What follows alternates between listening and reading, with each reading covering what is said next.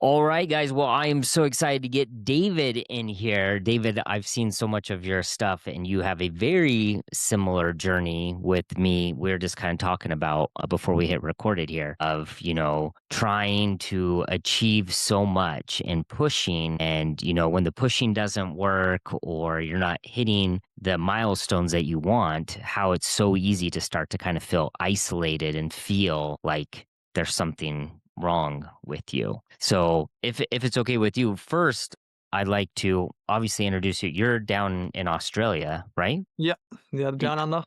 And what's the time over there right now? It's got to be a crazy hour for you. No, it's 9:40. Okay. Oh, that's perfect. But you're in the future. You're on December 18th at the moment. That's right, and I can tell you right now, your future looks very bright, Creighton. Woo! All right.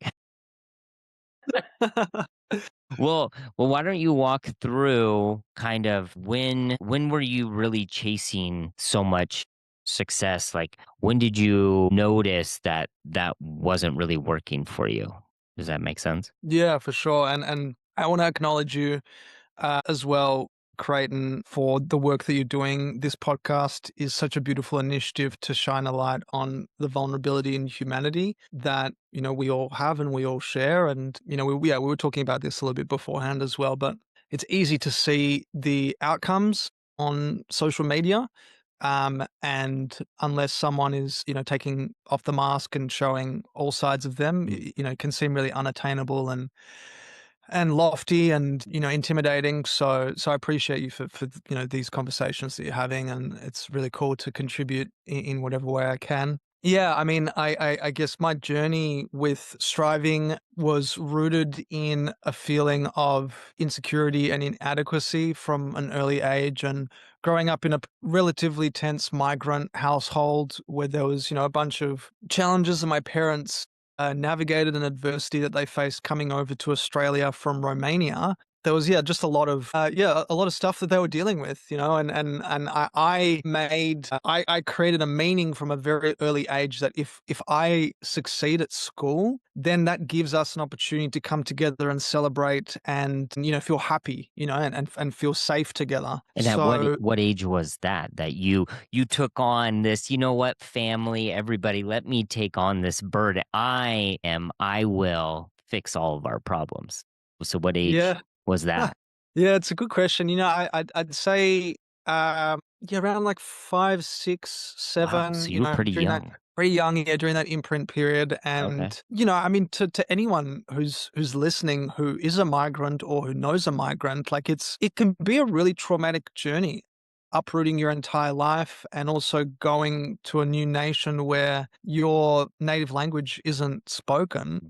Not to mention all the discrimination that my parents faced, and yeah, it's just a lot to deal with. And so, they were Were all going through were their you own born shit. in Australia or you were born in Romania? Yeah, I was born in Australia. Yeah. Okay, okay. I was gonna say your accent definitely sounds Australian, so you did a really good job, but okay. Yeah, yeah, yeah. Well, no, so yeah, that was so yeah, I made that mean that if I perform, if I achieve, then that's how I can gain love and approval and Mhm. validation and safety and belonging. I mean, you're in this work with me, you understand, like, limiting beliefs and the shadows and all of these programs that get formed early. And so that drove this really incessant desire to strive throughout school and to perform really well academically and also in sports like rowing, which is a Okay. pretty high performance sport, Yeah. to make my parents proud. And I mean, I think everyone, or most people at least, can relate to that feeling. And Did that you chased me. did you feel like they weren't proud of you growing up and so you were incensed? Because some people are like, well, my parents are paying attention. I want them to continue to pay attention, therefore I have to keep doing it. As opposed to some people, they have a void and they think, once I win this next race, once I this, then I'll have whatever. Where do you feel like your camp was at? Mm. I mean, I feel blessed, both my parents, were there for me, physically, and, you know, uh, emotionally, perhaps not to the level that I would have wanted. But Mhm. again, like this is an opportunity and an invitation, for whoever's listening, if you can relate, like, not to blame or shame, because Sure. we're always doing and operating within our level of awareness and consciousness and processed or unprocessed trauma. And so I think on some level, yeah, I did feel like my parents were proud of me and cared for me. And at the same time, I really wanted to sustain that feeling and that experience, which is what inspired me to want to strive for more, to continue that. Yeah. Okay. So you got into rowing. You were doing, I'm assuming that you were doing good academically as you were pursuing all this. When did you run into a burnout moment, or did you have a breakthrough awakening that, hey, this is toxic? Yeah, breakdowns, several and breakthroughs, yeah, depending on how you wanna look at them. Yeah. Yeah, so that,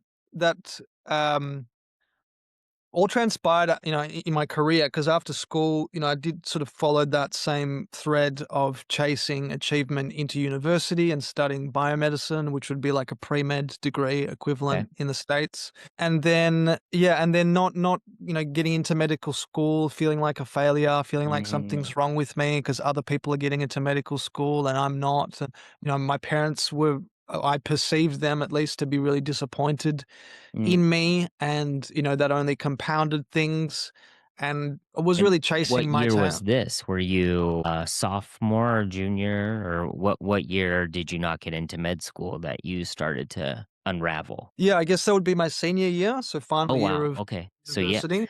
which is crazy, like, you think about this, and I don't know if you know my background's engineering, and I knew a lot of other engineer people that were trying to get something, and then when you're not able to get it is one thing, but to do something like you're saying as a senior, you for 4 years, you're programming saying, I'm gonna get in medical school. I'm gonna, and then once you get there and they close the door and say, no, your hopes, David, your dreams, all that, nope, you can't get them anymore. Like, that's so devastating. Yeah, man. Yeah, you hit the nail on the head, especially when, you go in, as I'm sure you perhaps did with engineering, this like vision in mind, like this is the path that I'm meant to follow.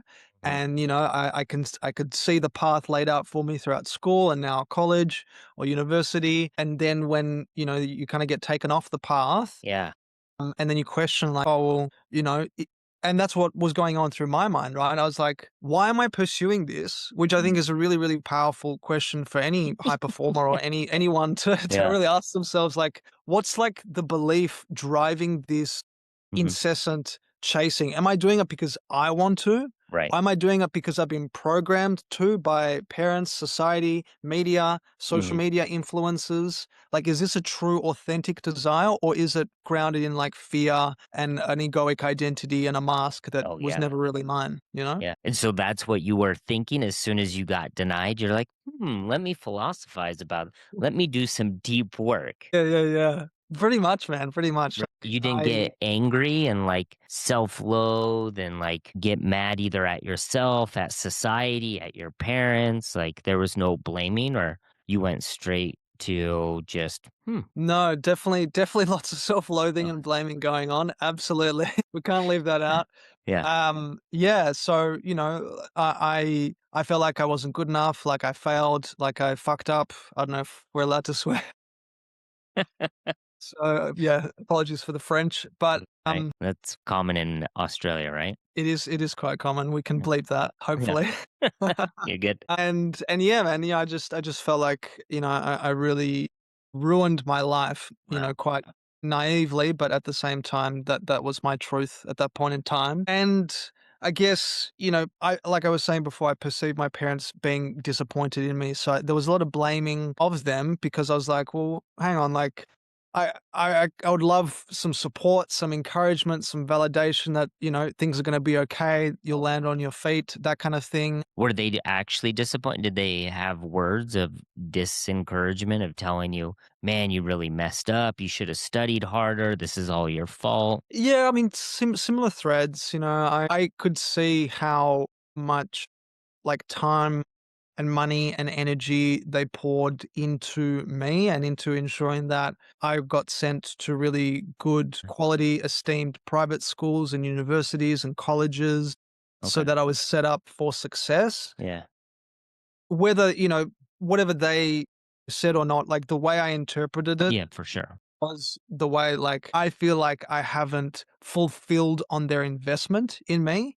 Mhm. That's how I felt. Yeah, like lots of self-loathing and blame, and then that, I guess, in some ways catalyzed a journey of self-discovery and asking myself, well, what do I really want? Like, what do I really care about doing and building and pursuing? If I can ask you a question, because I think a lot of people that are out there that are high achievers, good at performing, good at pushing, I think it's really hard for us to know when to stop. Because if we rewind and we go back to that moment where you didn't get in and you have the skill sets, the habits of being this high performer, driven individual, and they say, no, you can't win. I mean, go back to rowing. Like when you're behind in a race, you don't just say, well, I guess this isn't going to work. You're like, I'm going to give it everything. Like, you are going to have to pull me out of the water. Like, I'm going to find a way. So, why at that moment when they said, no, this isn't going to happen, why were you almost okay? Like, okay, that's fine. Or why did you not double down of being like, I don't care what you guys say. Like, this is what I do. This is who I tell me what else I can't do because I'm going to find a way to do it. Yeah, yeah, it's such a good question, man. Yeah, I did try to get in 3 more Okay. times to medical Okay. So you school. did. Yeah. Yeah. Yeah, yeah, and so, yeah, I reset all the exams and all the stuff and kept on falling short, and then I was like, "Well, kinda feels like I'm beating a dead horse here," and that's when sort of the philosophizing or the self-inquiry process really took off because I was asking myself, like, "Who am I really doing this for?" And what came through was, well, you're doing it because you wanna make your parents proud of you, but you don't even really wanna do it. Looking back at that, let's say that you did get in and you did become a doctor. I mean, obviously, this is all just hypothetical. We have no idea, but it's kind of interesting to see what your philosophy or thoughts would be. Do you feel like you would have enjoyed it or found a way to enjoy it, or you would have just inevitably came to the same fork in the road, just maybe down the road, like essentially kicking the can down the road? I don't know if I would have enjoyed it, Mm, Creighton. Yeah, I don't know if I would have enjoyed it. mm, I I really enjoyed the subject matter and with all the stuff that I learned in biomedicine, or at least some of it, I should say, and like anatomy and physiology and how the mind and the body are connected, like all of that stuff is super useful for anyone to know. I And agree. what I still lean on in my work now as a coach, which has been super valuable. But yeah, I mean, like just the environment and the system that, doctors operate in, it just didn't sit right with me to Hmm. to be a part of that. And that was later confirmed as well when I was working in the pharmaceutical industry. And in many ways, it was revealed to me that's actually a blessing that you didn't get in because I don't think it would have aligned with your values. Yeah. Was there a specific moment where you were able to come with terms and I don't know, I'm gonna throw out my own word, so feel free to change it to whatever works for you, but maybe have gratitude or some sort of appreciation that your plans were totally disrupted? Yeah. Oh, yeah. Beautiful question. Definitely when I started my first company in the mental health space and we were, serving vulnerable members of the community and making an impact and I was just so and still am so proud of what we built, and I was like, yeah, wow, I would never have. Well, I don't know if I would have ever gotten to this place of service and impact and fulfillment had I gotten into medical schools. So that was like a real turning point moment where I was like, wow, yeah, I'm really really grateful for how things panned out And because it brought me how to long this. was that? How long did it take for you to get to that point of like, "Well, yeah, this is good." Yeah, that was probably from 2017 to 2022. 2, Oh, 3. wow. So almost 5 years of coping. I don't know how you would explain those 5 years. Was it rainbows and roses of like, oh my gosh, I'm so glad this door got closed. I get to pursue myself. I get to find out what my shadows are. I get to work with my nervous system. I get to rewrite all these stories. Cool. I get to create all these new synapses. Like, sweet. Oh my god, I wish. Yeah. No, those 5 years, I mean, they were, in some ways hellish, Yeah. in other ways really, really beautiful. Hindsight, right? Hindsight, Yeah. yeah. Yeah, for sure, man. I mean, I didn't know, like, what I was supposed to do without medicine and without being a doctor. So I just, bounced around different roles, in hospitals, in admin, So you still as wanted to stay within the medical. yeah, I wanted to stay within medical and try something else. And I mentioned, I was a pharmaceutical sales rep, and then I was interested in fitness and I was selling gym memberships, yeah, and then got into sales. But I never lasted more than 6 or 12 months in a role. Why is that? Why do you feel Well, there were like values misalignment. so you just didn't enjoy it? Yeah, I didn't enjoy it. There were times in workplaces where I felt dismissed or disregarded, um, or mistreated by certain bosses, that I was working for, and yeah, I just didn't really enjoy it. And I wasn't really finding my place in the world. I was really struggling with that. I Mm. was also using drugs and alcohol very heavily to try and cope with the pressure of not knowing who I am and what I'm supposed to do. Was that And only after you got out of college, or you were doing this while you were driven and pushing yourself to achieve more as well? yeah, both. I think Okay. in college, it was more like, I got introduced to partying, and I guess in some ways, unconsciously, I was using it as an escape from the very real pressure that Mm. I'd placed on me to try and succeed and perform and make parents proud and get into medical school and all of that, which then spiraled into continuing to use it as an escape to try and deal with the hopelessness and disconnection from my purpose. My dad was also really struggling with his mental health after my parents divorced, and seeing how that impacted him and me not having healthy tools to navigate that and support Mhm. him and support myself only reinforced the drug and alcohol habit. So, yeah. And, if you know my story as well, like it culminated in a pretty traumatic episode where I was pulled over by a drug bus for a music festival and I tested positive for multiple substances. And I ended up continuing to drive my car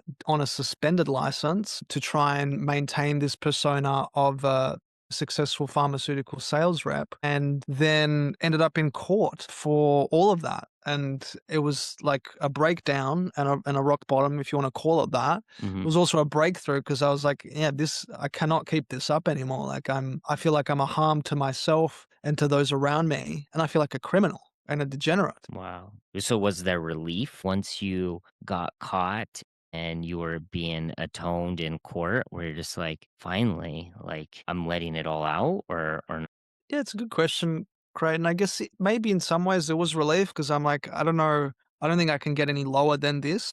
I think Mhm. this is like, the lowest point that I can possibly reach. Did you not think that though once you got rejected from medical school? You're like, "Oh my gosh, this is the worst ever." And then you're like, "Okay, Yeah. well then after you got hit for the drug bust after being at a music festival, my gosh, it can't get any lower than this."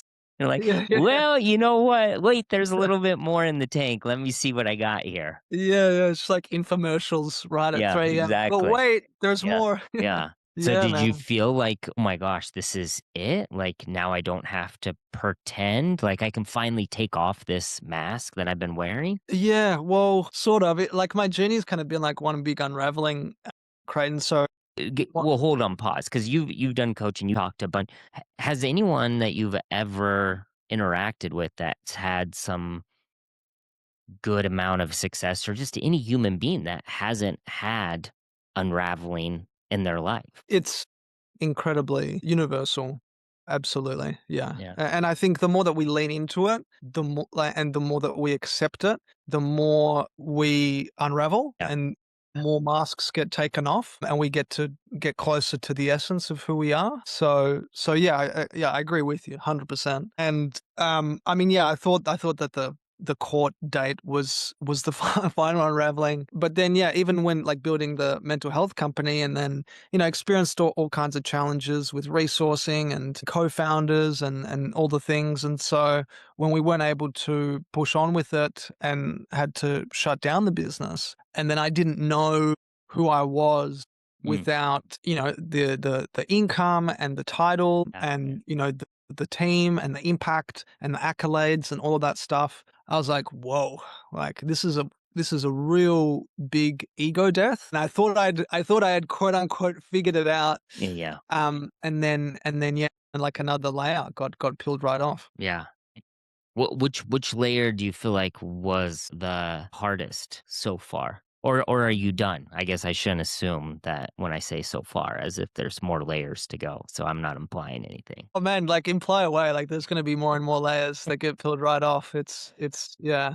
I'm here for it. I think Yeah, my karma or my purpose is one of like death and rebirth almost constantly. At least yeah. that's what it's felt like. So I'm prepared for it. Which one was the hardest? It's a good question. I think yeah, the breaking the habit of using with all of the confronting scenes around me in a court and dealing with the police, like that felt really, really hard. That felt Mm. really, really hard. 'Cause other people were seeing your secret, or you mean to no longer be able to escape to substances? Yeah, because I think I don't know if anyone who can relate, um, who might be in a partying phase or maybe has been in a partying phase, but like at least for me, it felt like there was an element of hiding. I've got my cushy 9 to 5 job throughout the week, and then on the weekend, I go to these events and I take a bunch of substances, but it just stays within that circle, and I don't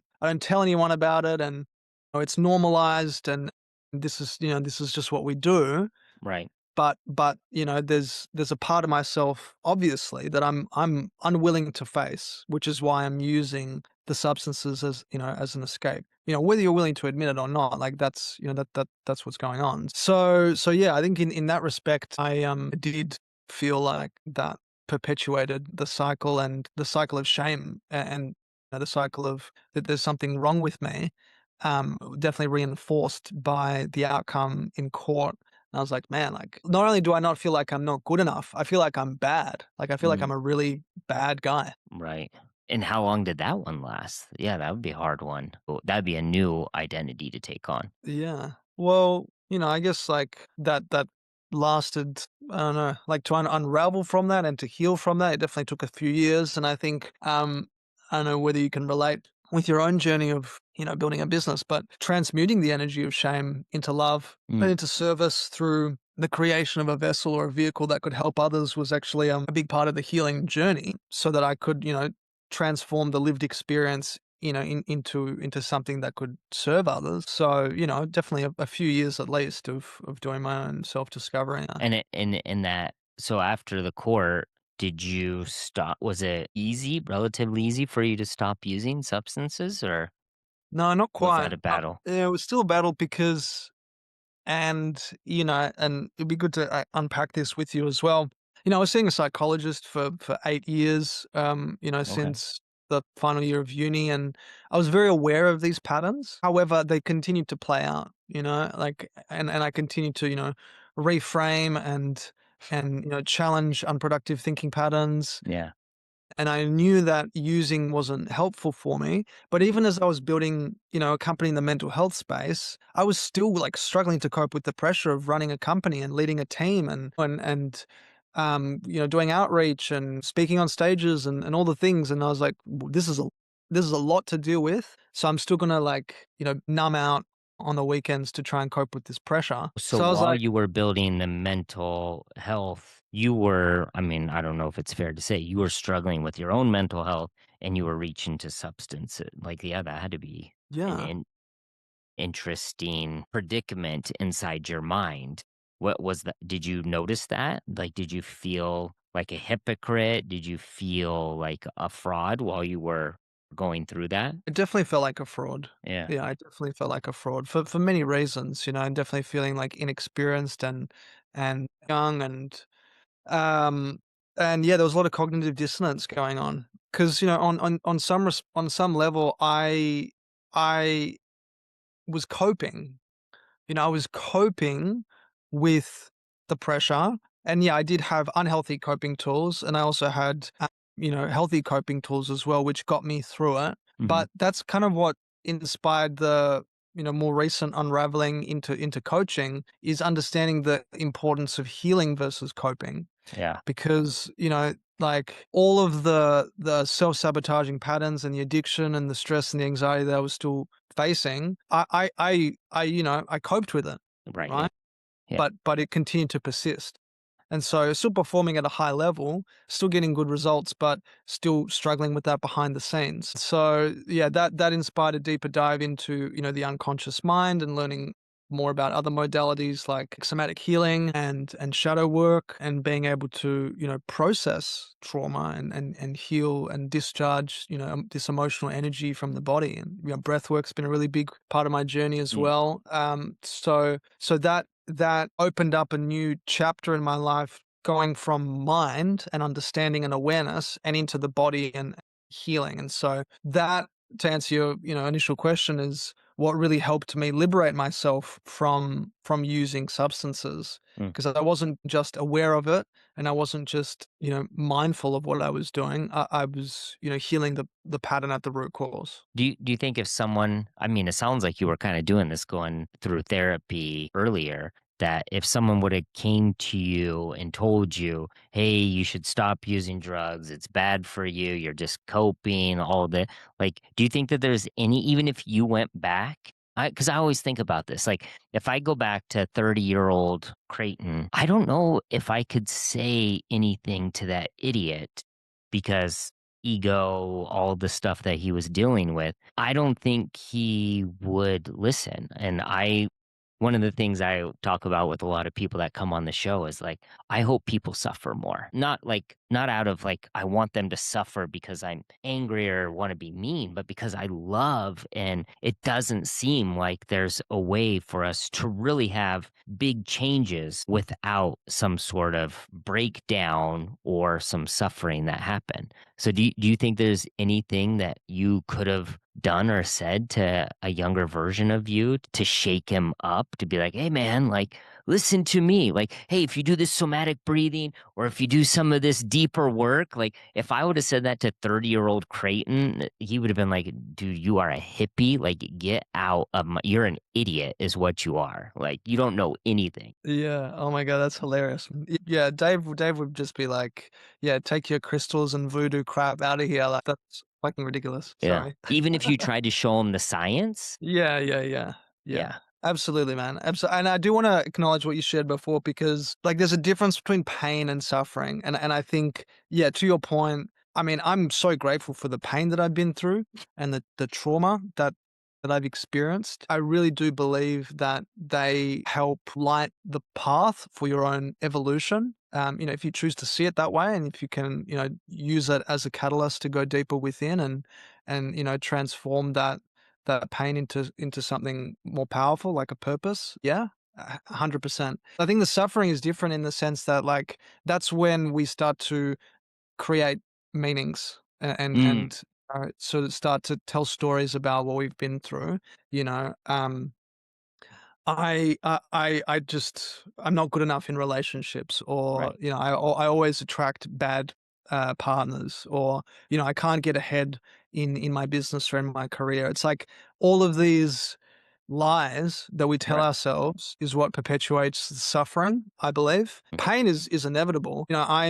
It's wild, Creighton. Like I think, at least in my circles, yeah, I've experienced like quite a bit of pain in the early stages of my life compared to others, is my perception, but it's actually meant that I've accelerated my maturity, like emotional and social maturity. I wouldn't be doing what I'm doing now were it not for it.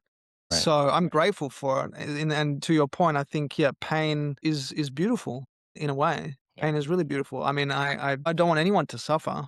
I Yeah. don't want anyone to suffer, and that's part of why I do what I do, and I'm sure part of why you do what you Yeah. do, so that, we can help people liberate themselves from self-made suffering. But Yes. the pain is inevitable, and I think, yeah, when we can embrace that and learn to work with it, To know that you can get through it. I think that that's yeah. I think that that's our job is, and I love your differentiator between pain and suffering because yeah, I don't want anyone to suffer, and I also love that you said that it's self-inflicted suffering, as in it's something that something happens, you assign a meaning to it, and you're keeping yourself stuck. And usually, you started to kind of touch on this, but it's usually because you aren't taking accountability and you aren't realizing that there is hope and possibility that you can actually change this. Most people run into pain and they're like, oh my gosh, this hurts. This is hard. I don't know how to get past this. There's something wrong with me. This is where I'm going to be for the rest of my life. And that's where depression and all that stuff comes from. Whereas if you understand, like we are talking about at the beginning, this is why I love to study, psychology, human behavior, neuroscience of like, we're all just chemicals and we're all just neural pathways that you can convince yourself of anything through repetition. So learning and knowing that about yourself anytime you run into a wall, just being like, I persevere, I find a way, I do hard things, like you will eventually come out of that. But most people, they get so discouraged. They're just like, I don't know how I'm ever going to get out of here. So I'm done. Yeah, I mean, well said, man. I think what stood out to me is, yeah, just the unwillingness to face it and let the pain work on you, and let the Yeah. pain teach you. Like, Welcome it, because I think yeah. so many of us, especially obviously here in America, we're so big on what's the pill, what's the thing, or what's the substance. I mean, let's be honest, whether it's scrolling, looking at porn, or doing whatever it is that we're doing on our phones, we're all just avoiding some sort of pain. I don't like to feel bored. I don't like to feel like I'm not important. I don't like to feel all these feelings.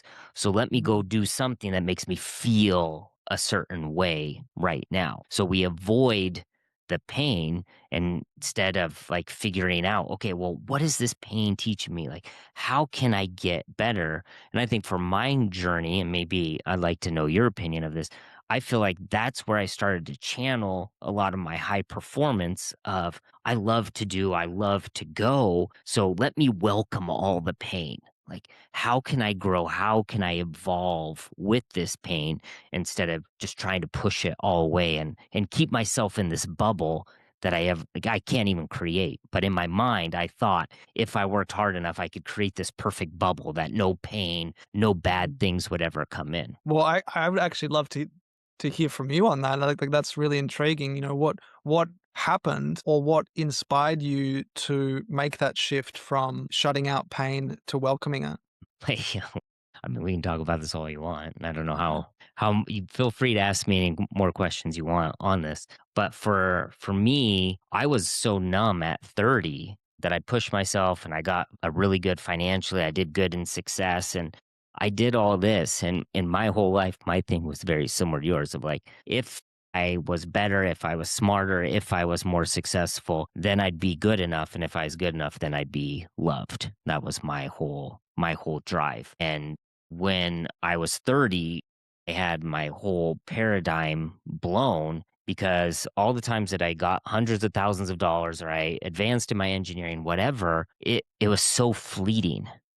Like it felt good for an instant. And I always compare it to, it was similar to I went skydiving one time and I thought, okay, cool. Once I go skydiving, like I'm gonna be a totally different person. Life is gonna be different. I'm not gonna be afraid. And I went skydiving and it was interesting. I mean, it wasn't as amazing as I made up to be. But then I remember waking up the next day and getting out of bed. I was still the same person. Like nothing really changed. And it was the same thing with all the success, all these other things. Fast forward when I was 30, I had my first daughter. We have four kids, and I had my first daughter when I was 30. And I remember being in the hospital and holding my daughter and just being blown away that I finally felt the love, the feeling that I was striving for through all the achievements, all these things. And the craziest thing of when I was holding my daughter is I didn't have to do anything. I didn't have to be anyone. Like It just was. And so I had my background in engineering. I started in bioengineering. So I did a lot of anatomy, physiology, OChem, all this stuff. So I knew about chemicals and brain and all that. I actually thought there was something wrong with me, that I was broken, because why did this daughter make me feel happy? So I was like, well, what is the chemical for happiness? Oxytocin and all these things. Like, so I wanted to figure out what makes someone happy, what do they need to do? And the rest is kind of history. And then I just realized, newsflash for anyone out there that goes and does this study, like I was just a human having a human experience. Like there's nothing wrong with any of us. We're just living life. But the problem is when we go through school, we go through these things, no one teaches you, no one gives you the instruction manual. This is your brain. It's going to think stuff. You're going to have feelings. Just because you have feelings doesn't mean it's a fact. So Mm, get over that. Take accountability. Seek the suffering, seek the pain, and know that you get to define yourself over and over and over again. Anyway, sorry, back to you, Dave. oh man, like that. Thank you. That's like, yeah, that's really beautiful hearing you share that, Creighton, and yeah, it sounded like holding your daughter was just such a deeply touching and pivotal moment where you realized, yeah, hey, I can just be and rest in this love that's already here, Yeah. as opposed to having to try and earn it. I mean, Yeah. how liberating, man. That's so beautiful. Yeah, and I mean, fast forward too is like I was going through therapy. My wife and I almost got a divorce because I was the shell of a person, because I didn't know, because I was so stoic. I was so anytime I saw something in like movies or whatever, like this is what a perfect husband does. I'm going to do that. Anytime she asked me to do something, I'm going to do that. I'm going to be the best at everything except for at being emotionally available. But no one Mm. talked about that. But it Wow. created so much distance between us, because anytime she'd ask me to do something, I'm like, yeah, I'll do that. And I'm like, oh, I hate that I have to do this for her. But she Mm. didn't ask me to do it out of hatred. She asked me, and me being the idiot was like, yeah, I'll do that. I hate that I have to do this for you. She didn't force me to do it, but I just took that on. So over 7 years, we just were so distant. And then I was totally done, and our relationship was like, all right, I'm out. And then it was talking to a therapist of like, cool, you can get out of your relationship, all this, but what about your daughter? Do you want your daughter to grow up and feel the same way about herself that you feel about yourself? And I was like, my therapist's name was Sally. Sally, I will do anything in this world to make it so no one has to feel the way about themselves that I feel. So what do I need to do? And she's like, awesome, let's get to work. And so I did.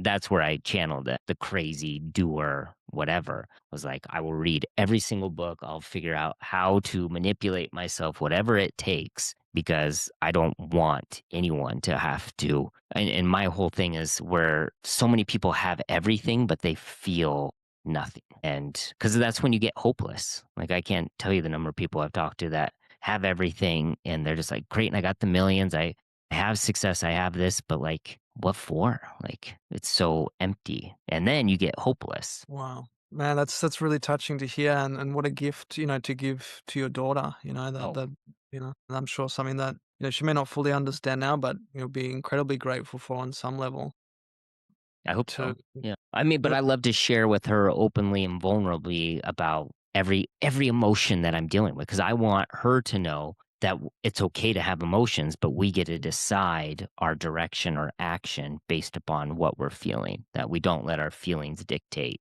how we respond to everything. We get to choose our response. So if I'm angry, like I'll let her know. Her name's Kyla. Like, Kyla, I'm so angry at this. I really want to scream and yell, but I'm going to take a deep breath and I'm going to remind myself, who do I want to be? I want to be loving. I want to be caring. I want to be compassionate. I want to be understanding. So, anyways, well, like what so because obviously what you touched on around like the stoicism that a lot of guys adopt, and it's been pretty entrenched in like the collective consciousness for masculinity for, as long as yeah.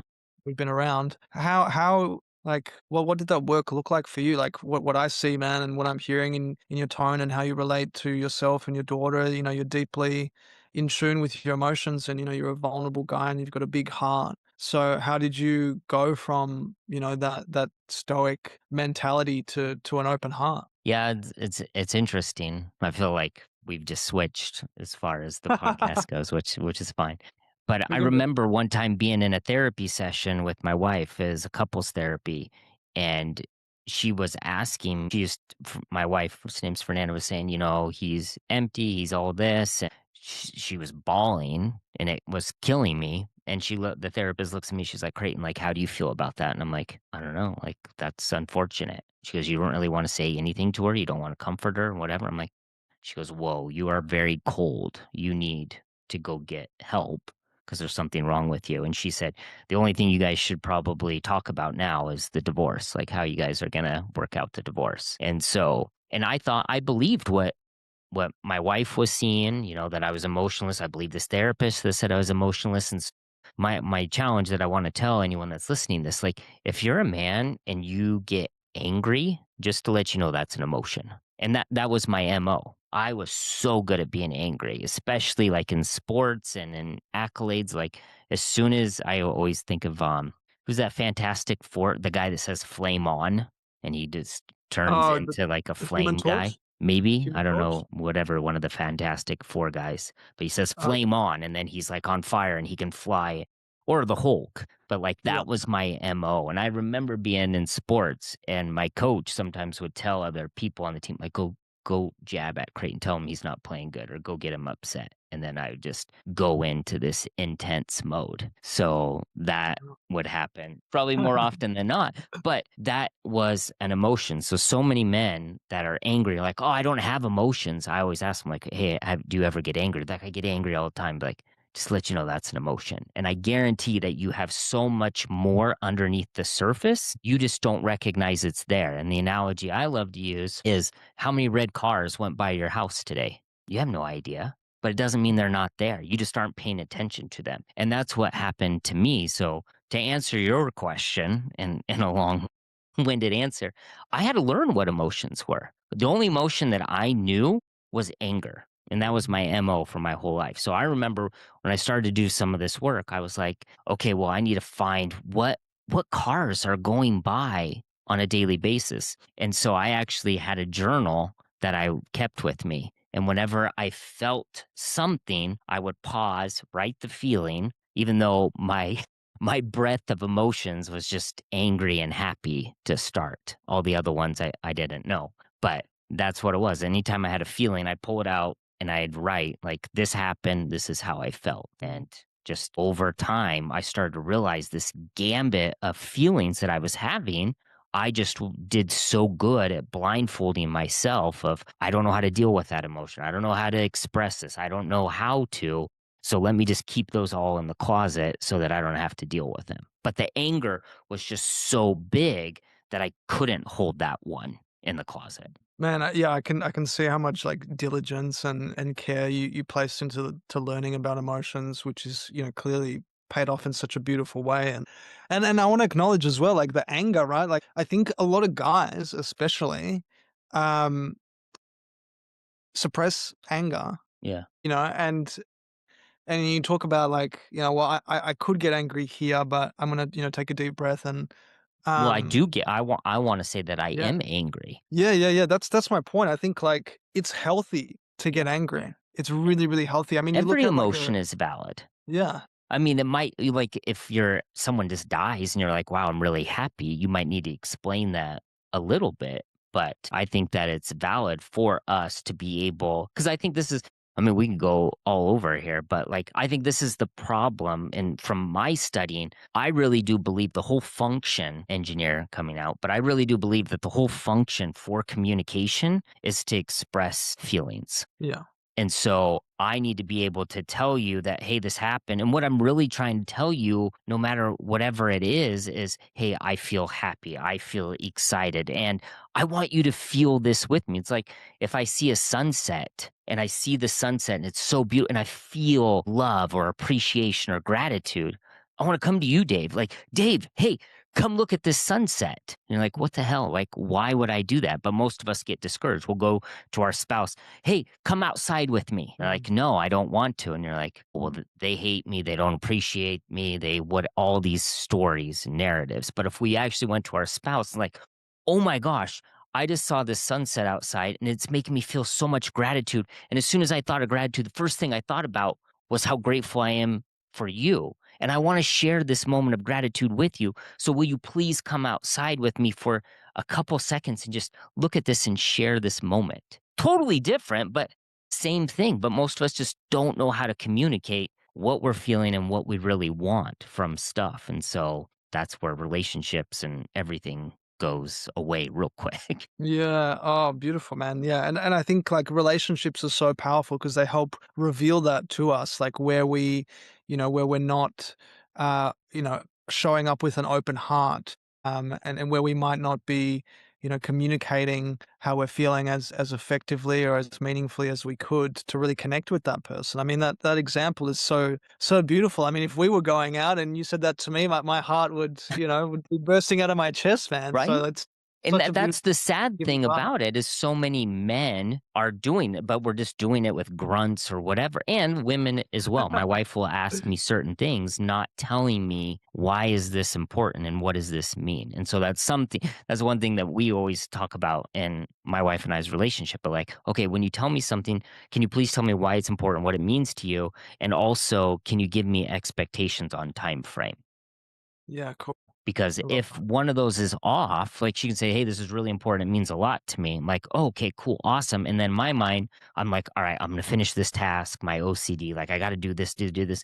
And then she'll come by and be like, "Why didn't you do that?" Be like, "Oh, Mm. I'm gonna do it. I'm gonna do it tomorrow because that fits." And she's like, "No, I need it done 10 seconds ago." I'm like, "Oh, well, if you would have told me that, I would have stopped." So That's such a like beautiful framework to share to you make sure you're on the same page, right? And comes up for me is when where a friend or a family member or a partner or a loved one is venting or needs to get something off their chest is asking, hey, like, what do you need from me? Do you want me to listen or do you want my advice? Because then it's like, okay, we're kind of setting the frame for the When conversation. And it's like, when do they ever want your advice though? I mean, let's be honest. Let's be honest. If we could just always just switch into they probably don't want my advice. They just want me to listen. yeah, look, I mean, I think at the end of the day, every human being just wants to feel seen and heard and understood. So 100%, I think for the most part, people do want to be listened to.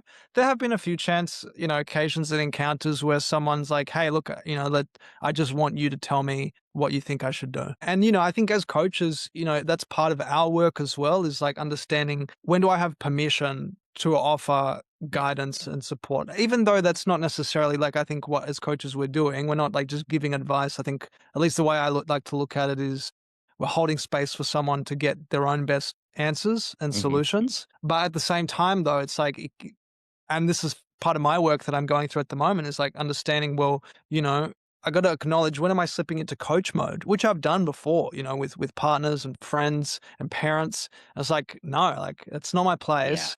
I'm not here to fix or heal anyone. It's so Um, hard because I think that in coming from that understanding changes my perspective of my upbringing with my parents entirely. They're the exact mm, they love unconditional they're doing the best that they can. They just don't understand the ramifications, repercussions, like how it's coming across to whatever. So I think that's so true that we want to help, we want to do this, but mm. sometimes not doing it is actually helping, which doesn't really compute in my brain. Like, what?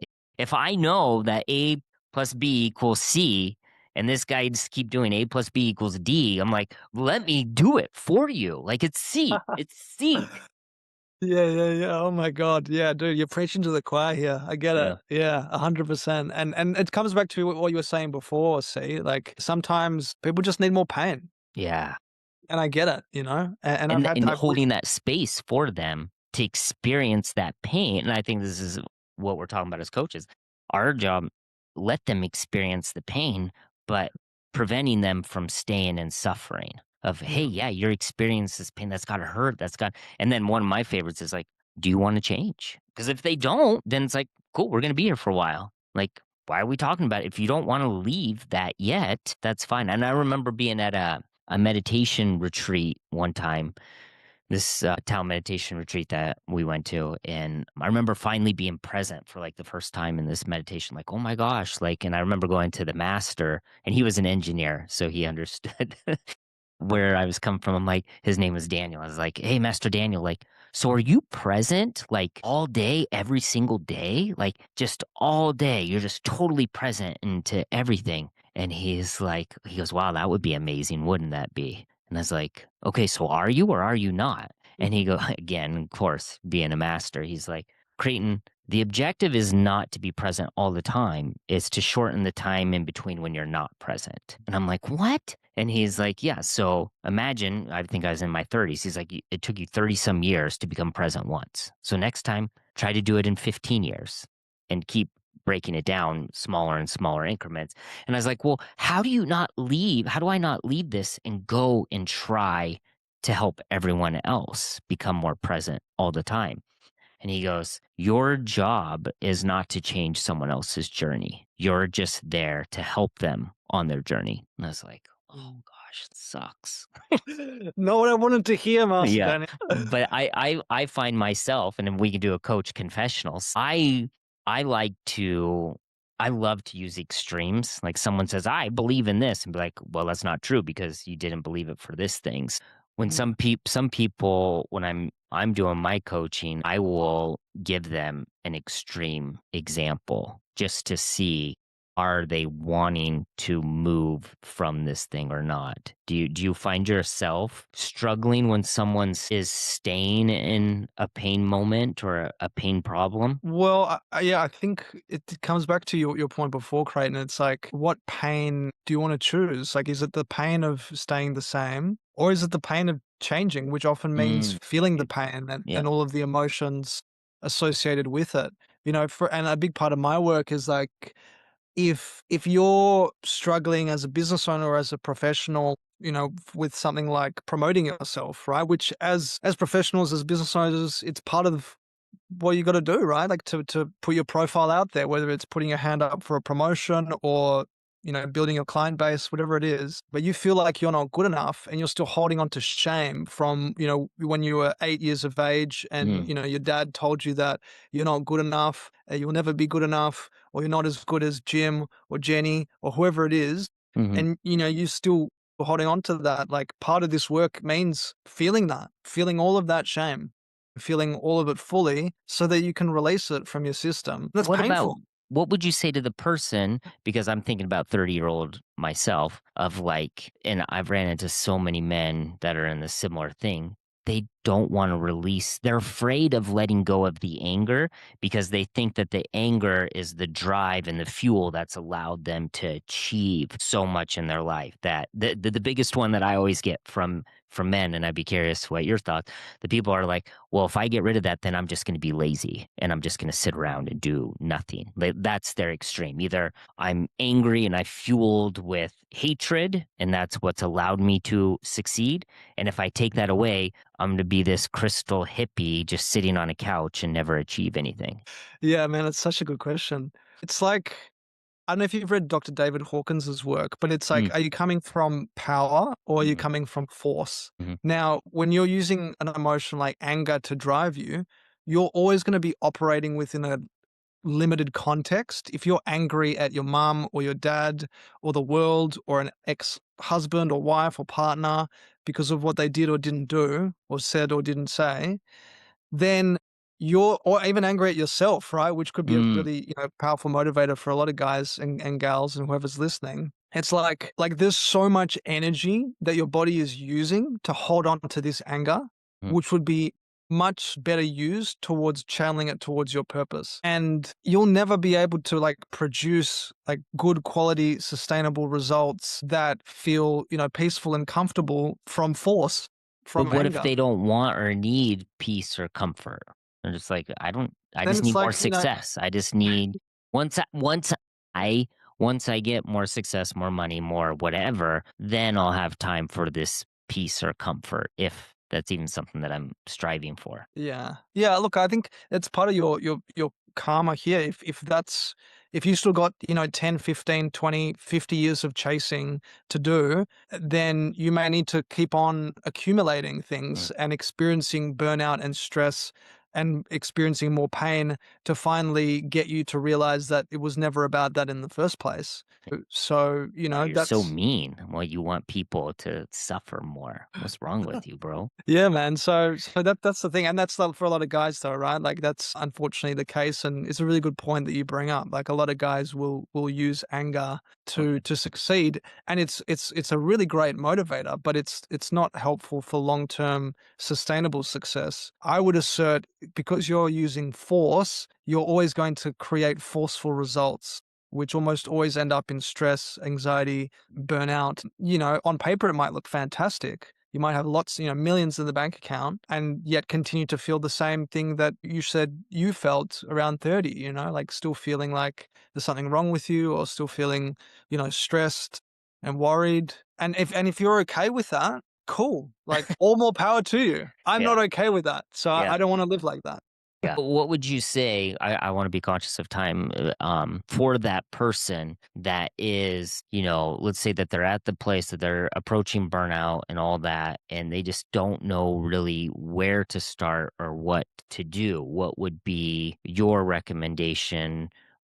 Thinking back through your journey of everything that you've gone through, like what do you feel like has helped you the most kind of get more, I'm gonna say maybe peace, comfort, standing. What is your recommendation for that person out there? Safety. I Can you think elaborate? safety. Because I'm gonna hear. I mean, I love that answer, but I'm gonna be like, I'm rolling my eyes. No, no, The no. hell does that mean? Like, what do I do, Dave? Like, what? How do I be safe? Like, you Oh tell my me. Like, I God. need the steps. Yeah, that's brilliant, man. Yeah, I think the relentless pursuit of more often is associated with a belief that I'm not okay right now. I'm not Beautifully okay well where said. I am right now, so I need to get somewhere else to be okay, Yeah, right? Which could mean, chasing money and status and power and stressing out and burning out on the process as you go along, right? So in order to break that cycle, like you don't need to do anything. I think you need to help your nervous system feel safe now and feel safe resting.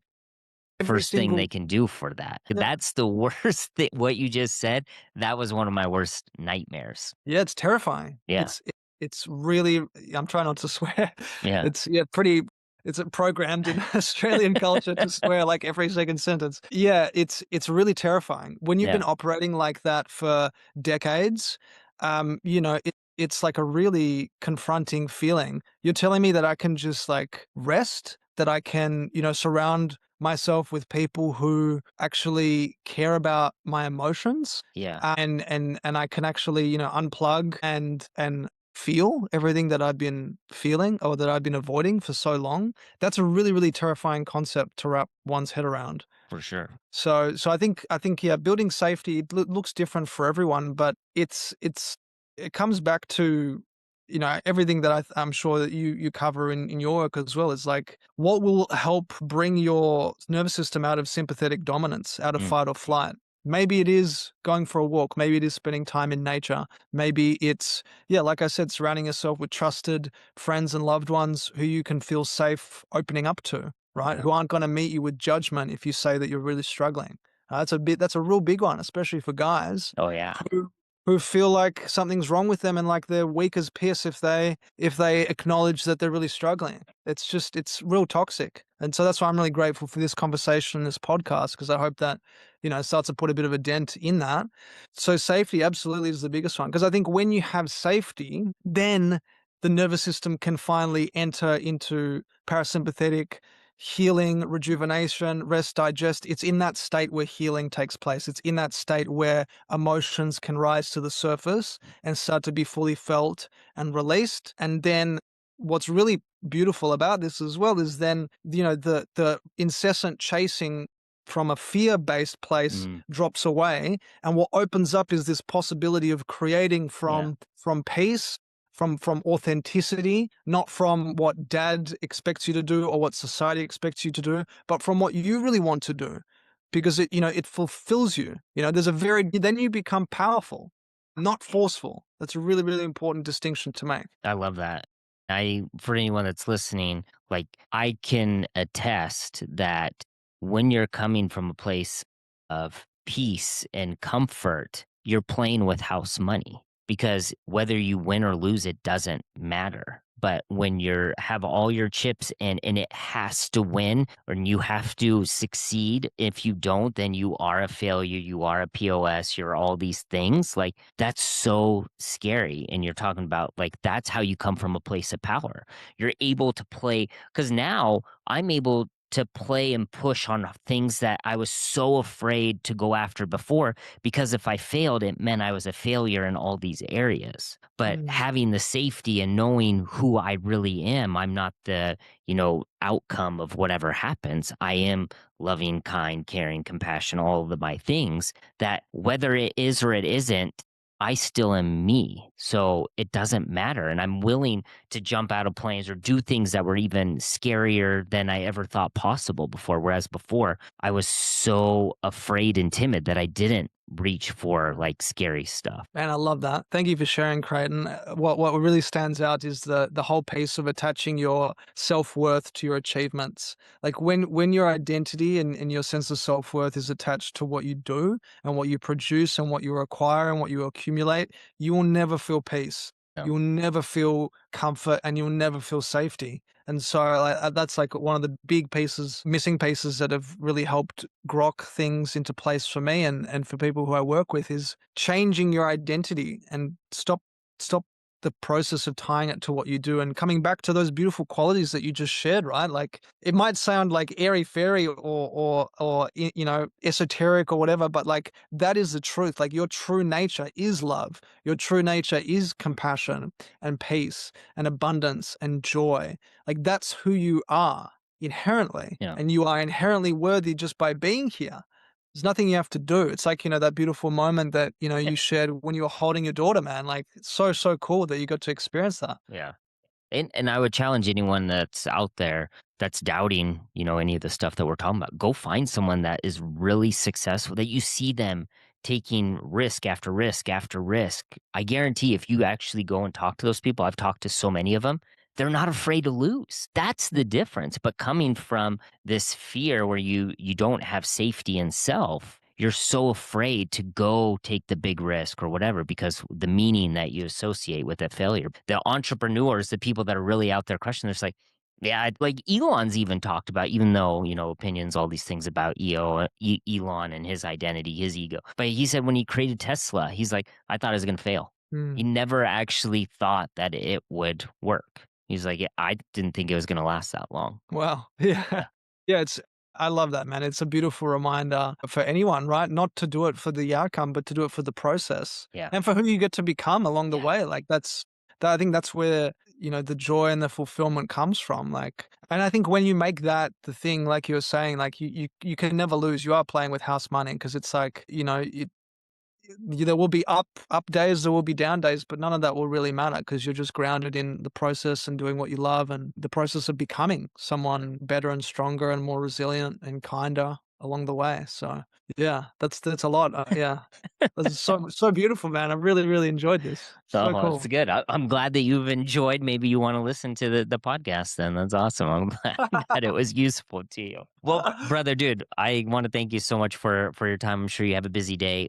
For anyone that's listening, is there anything that you want to say that we didn't cover? Any special thing that you feel like is on your heart that you want to get out? Look, I think if we can distill everything that we've spoken about into one sentence, it's you are enough Mm, exactly as you are, and your work is just learning to believe that and yes. then taking action from that place. I think, yeah, when you do that, then all of the things that Creighton and I have spoken about will really click into place. So that's really the work. Yeah.